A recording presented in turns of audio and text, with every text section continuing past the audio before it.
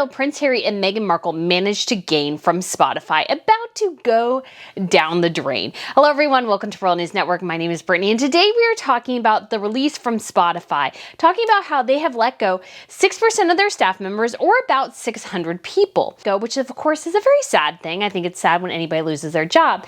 But the most interesting let go, and I believe this person was either given an option to leave themselves or be fired, those were the two options, was the head of content. And this woman was responsible for signing Joe Rogan, and more specifically, Prince Harry and Meghan Markle. And Spotfiy overall has considered that their podcast acquisitions actually did not end up the way they wanted it to. They believe that this would become a huge part of their brand, is to acquire all these podcasts, be an exclusive podcast provider, and it hasn't really happened. And whereas Harry and Meghan are not the sole downfall of all this, Archetypes was not really well received. And not to mention the fact, I don't think it was well watched after it was released. And so I think it brings up these very interesting questions Harry and Meghan have to face over the next coming months, especially considering Netflix as well. Because although their documentary series did well, they also released a lot more information via Spare. And Netflix is like, hey, why wasn't this in our show? And what they wanted the whole time was for Harry and Meghan to do something a la Keeping Up with the Kardashians, Keeping Up with the Sussexes. And I think the pressure is going to get on Harry and Meghan more and more to actually go down this path where they are just basically pseudo reality stars. And I wonder if that is really what they envision for themselves. And will that inevitably really lead to their ruin? But if you guys haven't been here to World News Network before, like I said, my name is Brittany, and on this channel I provide compelling real commentary about the latest news and a little bit of gossip too. So if you guys would like to subscribe, that would be great. I also will be reviewing television shows and movies and sharing a bit about history too. And then I also have a fashion channel that I'll link down below, a weekly newsletter that goes out on Tuesdays, and I also have an upcoming trip to the UK. So if you would like to spend a couple of days in London and then the Cotswolds with me, I will have details about that down below as well. I'd love to have you join me. We're starting to get towards the finish line there.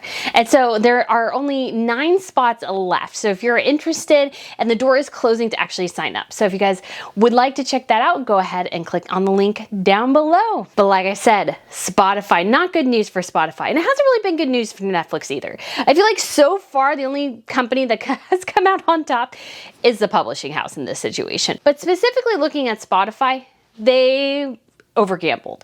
And what I mean by that is they decided that they were going to go all in on podcasts, that they were like, okay, this is going to be our niche market. We're going to acquire all these podcasts, including the very, very well received and extremely well listened to Joe Rogan podcast.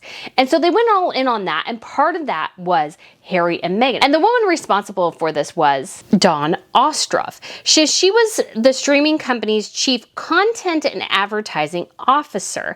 And she has, quote unquote, decided to depart Spotfiy. Basically what that means is she was told to leave or they would fire her.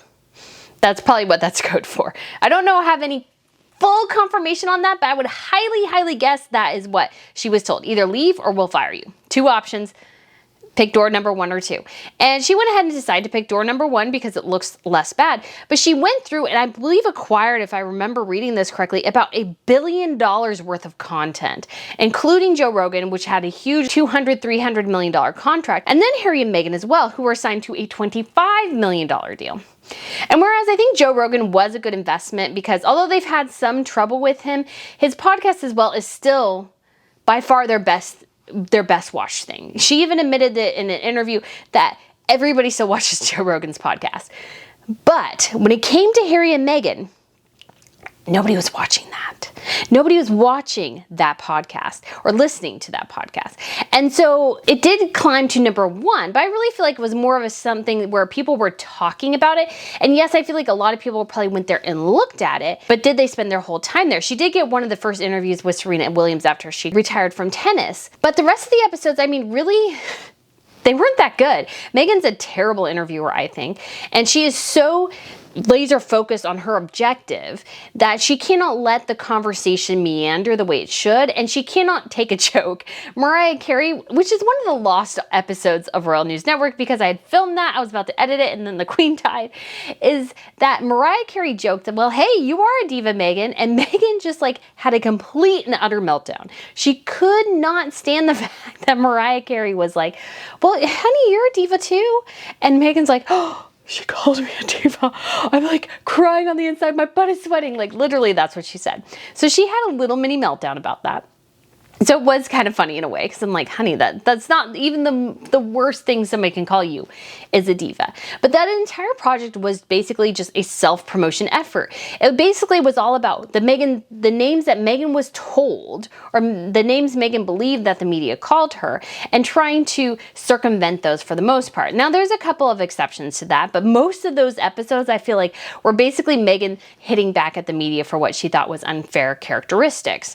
Now generally that probably doesn't go over super well, but the whole episodes, the whole series just was banal. It was boring. It was nails on a chalkboard. Like I want to see at least the first 1 through 4, and it was just so bad. She's so annoying to listen to, and everything is so produced that there's no spontaneity to it. Even at the point of Meghan laughing sounded like she was doing it as if she was scripted to do it, which I'm sure she was.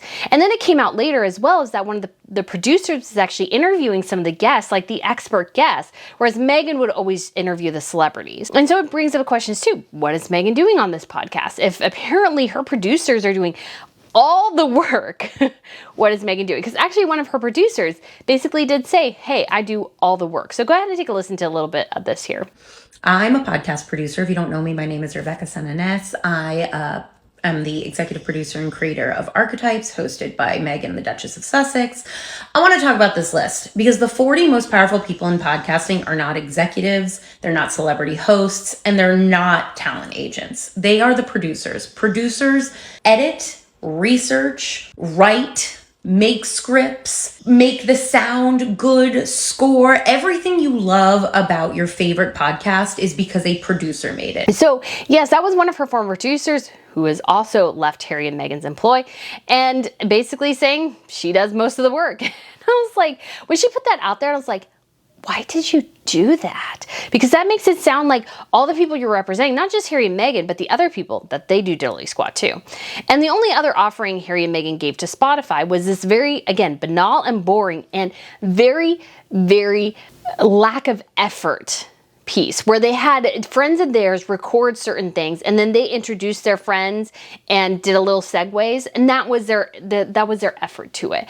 And I'm like, they gave you $25 million and all you can do is ask your other celebrity friends to do the vast majority of the work by talking, and then you go back through and you add little tidbits and call it good. No wonder it was beaten by whale noises. No wonder, right? And so this whole podcasting, I feel like, has been one giant letdown for Spotfiy. And so because they're losing staff members, they've let staff members go, they let their head of content go, and basically that position now is going to be merged into the head of operations, I believe. So that tells you a lot right there, is that this idea that we're going to wrangle all this talent in, that's kind of gone now. So I feel like the next thing that we're going to get is something from Harry and Meghan's camp going, we've decided in connection with Spotfiy to go our separate ways. And I'm sure that's probably what will happen. They may get a bit of a payday behind that. It depends on what is written into their contract.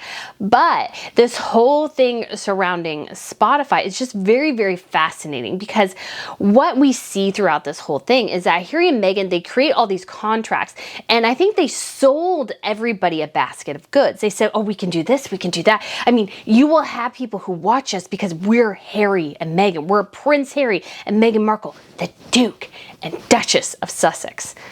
But as it turns out, that name only goes so far, because at some point you have to have talent to back it up. And Spotfiy was like, well, Archetypes did okay, but it's supposed to be evergreen content. You had one season of it. In our own internal metrics, yes, we boosted it to #1 because we wanted to have people's attention on it, but really didn't grasp viewers' attention. Nobody's listening to it anymore. So let me go ahead and check and see where it is on the list right now. What's set number 1? It's still Joe Rogan. We have HBO's The Last of Us podcast and the Huberman Lab. So we'll just go through and see, is Meghan Markle's podcast anywhere on here? Nope. Nope. So far, not yet, guys. Oh, it's number 123. It's still there. I'm honestly surprised. But again, you have to think as well. Spotify is a place where only people can listen to certain podcasts, and they can listen to all other podcasts somewhere else. So this Spotify series that Meghan did is being beaten by podcasts that are available on Apple iTunes, on Amazon Music, like a whole slew of other places you can get some of these podcasts. So that Meghan is being beaten by those podcasts when hers is exclusively on Spotify should tell you a lot. Now, granted, she obviously had just a string of episodes, but I bet you if I go through, when it comes to top episodes, I bet you it's not even trending. Let's see. Let's see if there's a single episode of Archetypes on the top. None yet. Dateline, which is my favorite podcast I probably listen to all the time, is on there, an episode. And again, available on Apple and everywhere you can get a podcast. All right, we got Office Ladies on there too. I started watching that, then I started getting bored. And so far, no Archetypes, guys. No Archetypes. We don't have any yet. None. Nope, there's not a single episode of Archetypes that is anywhere in the top 200 episodes of Spotify. So I think it's on the list mostly because Spotify just wants it there. Spotify just wants it there, but it's not even in the top 200 episodes of their whole broadcasting thing. And Archetypes is only available via Spotify. That should tell you a lot, because Meghan's content should be evergreen. But I think what some businesses mistake for interest is just the media machine behind Harry and Meghan. What Meghan has been very good at is publicity. I feel like when she was a middling, no-name actress on Suits, I think she paid a buttload of money to her PR company to get her on the front page. I mean, she was never, but pay for them to get her name out there as much as humanly possible. Even though nobody knew who she was, nobody cared who she was trying desperately. So I feel like that when they say her net worth was $5 million, I was like, really?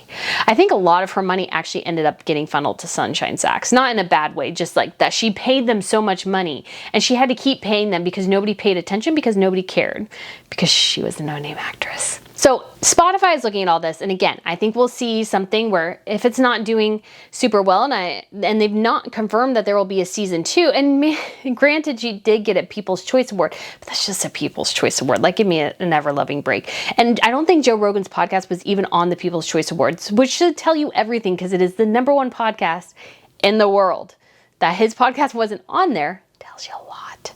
It tells you an awful lot. And so now we move on. But what about Netflix? So Netflix, they got a pretty big boost out of Harry and Meghan. Although I think most of their end of the year run is due to Wednesday, not necessarily Harry and Meghan. Wednesday did supremely well for them. I did watch Wednesday. I found it mostly enjoyable. I hated who they cast as Gomez Adams, though. I just didn't think he embodied the character in the slightest. So I feel like it wasn't, you could say, it was creative, but also did a lot of tropes of teen bopper shows. So it very much followed that track, and it did super well. And I feel like I think it is justified that it is very easy entertainment. So I think it justified being #1 for like weeks on end, and then still being, I think, probably in the top 5 now. Whereas Harry and Meghan, yes, it was #1 spot, but then it dropped to #2, 3, 4, 5, 6, 7, 8, and now it's off the list. Will their show have staying power? As I understand, for a while, it was still at least within the top 10 in the UK. But that makes sense because there's interest there. But Netflix is going, okay, your next project, Live to Lead, because you've told us that the best thing you guys can do, we want to be philanthropists. We want to highlight the work of great people. They did Live to Lead, and who watched it? Absolutely nobody. Nobody watched the thing.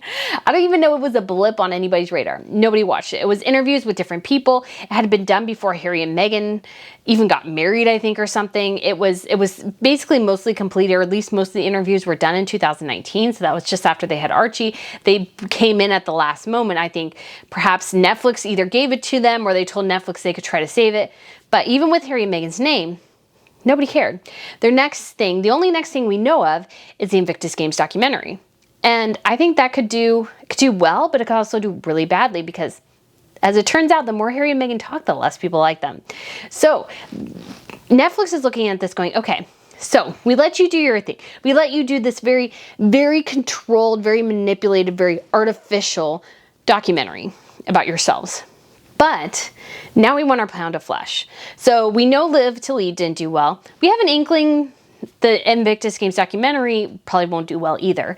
So what do we want? We want Kardashian style. We want the real Kardashians. And so I feel like that is what Netflix is pushing probably on Harry and Meghan. And we saw this, actually The Sun reported it. So again, this is just take it with a grain of salt. Seriously. But the idea that Netflix is pushing this and perhaps interested in this, and we heard this before, that the reason the first director left is because Netflix was going, and she was going, hey, it makes the most sense to put it in your house. Harry and Meghan are so paranoid about their home that they didn't even film their sit-down interviews in their own house. They had to film in a $33 million house, not in their $16 million house. Again, there's a hubris there that they're too good for anybody to actually film in their home, which is a bit ridiculous and goes to show how much extensive control Meghan wants to have over this product. But at some point you do have to give up control because you have bought into the publicity machine that is Hollywood. They want their pound of flesh. And Meghan, I feel like, has always been very obsessed with having this Instagram-y, very veneer, perfect image of herself. She even said this, amid this, in the reality TV show. She talked about how when she wanted to research Harry, because again, she's very sensitive to the criticism about her. She goes, well, I didn't Google him. I looked at his Instagram because that would tell me what he thought of himself. But yeah, it also tells you a fantasy. It tells you what he thinks of himself, not who he actually is. Because we all know, anybody with half a brain knows that social media is a veneer. It is the best image of us. We don't show our kids generally when they're having a tantrum or when we've done something incredibly stupid or when we've had a terrible fight with our spouse. People don't generally show those things on social media. So Meghan wants this very controlled thing, but the Kardashians have been very good at letting the public in, letting them get a taste of them, not letting them get too close. There still is a bit of the separation, but they've sold themselves. Harry and Meghan have to do the same because what else do they have to sell? What else do they have to sell? Invictus? Well, that's still the royal thing. Will it get as much attention because if Harry's so toxic now? Who wants to watch this? Who wants to support them and watch this? Because I think people would have been more interested if Harry and Meghan weren't attached. And then you also have Pearl. So Meghan Markle created Pearl. She was so proud of it. She was so excited about it. And what did Netflix do? They kiboshed it. And that is supremely surprising because Harry and Meghan, especially, their names are so synonymous with the public, basically, that if you slap their names on it, it should generally perhaps at least get some eyeballs on it. Live to Lead shows that's not possible, but when it came to an animated show, I could see that maybe being a little better.